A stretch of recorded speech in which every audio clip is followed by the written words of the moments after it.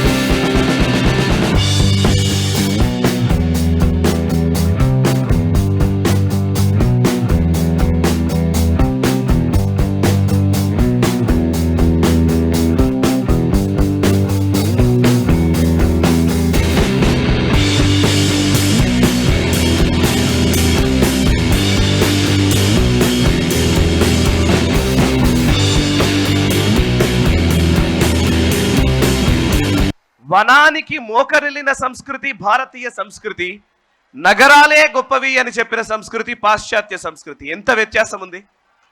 వాళ్ళు వచ్చి మనకి చెప్తూ ఉంటారు ఈ ఆదివాసులు లేకపోతే ట్రైబల్స్ని ఉద్ధరించడం గురించి, వాటి గురించి.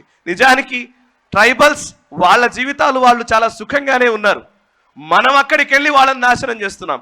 కరోనా మన మానవాళికి ఎలాగైతే ప్రమాదకరమో, మనం అండమాన్ నికోబార్లోని కొన్ని ఐలాండ్స్కి వెళితే వాళ్ళకి అంత ప్రమాదకరం. అంటే ఎంత ప్రమాదకరమైన మానవ జాతో చూడండి ఒకసారి.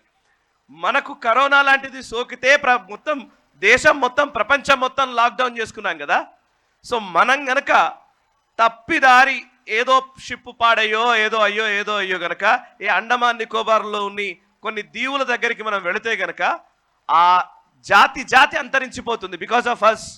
మన అలాంటి వాళ్ళు అక్కడికి వెళ్తే వైరస్ సోకి చనిపోతారు. అందుకే సుప్రీంకోర్టులు, అంతర్జాతీయ న్యాయస్థానాలు వీళ్ళందరూ కూడా అక్కడికి వెళ్ళకూడదు అని నిర్ధారించారు.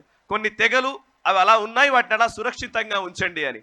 సో మానవ జాతి అంత ప్రమాదకరంగా మారిపోయింది because of this civilization, so called civilization. So called సివిలైజేషన్లో కీలకమైన అంశాలు రెండు.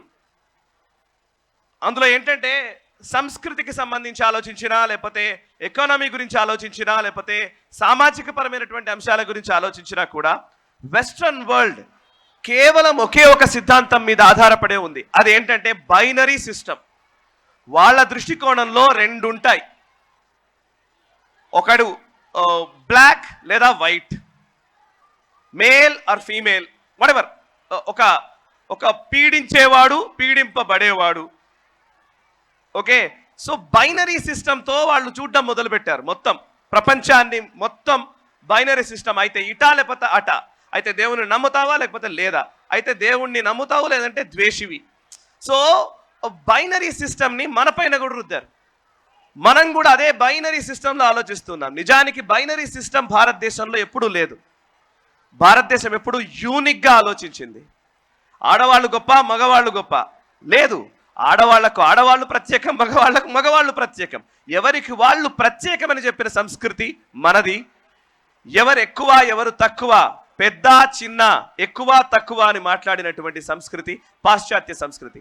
సో ఆ పాశ్చాత్య సంస్కృతిని మనం పట్టుకొని మనం ఆ వేటలో పడి మనల్ని మనం కోల్పోకుండా ఇలాంటి విద్యాలయాలు కాపాడుతున్నందుకు వీళ్ళందరికీ మనం రుణపడి ఉండాలి. ఈ సమాజం రుణపడి ఉంటుంది ఇట్లాంటి ఆలయాలకి. ఈ వీడియో మీకు నచ్చినట్టయితే లైక్ చేయండి, 10 మందికి షేర్ చేయండి. అలాగే కామెంట్ల రూపంలో మీ అభిప్రాయాలను మాతో పంచుకోండి. Nationalist hub group of channels ను సబ్స్క్రైబ్ చేసుకుని తెలుగునాట జాతీయవాద జర్నలిజాన్ని ప్రోత్సహించండి. ఈ వీడియో కింద ఉన్న బెల్ ఐకాన్ పై క్లిక్ చేయడం మర్చిపోవద్దు.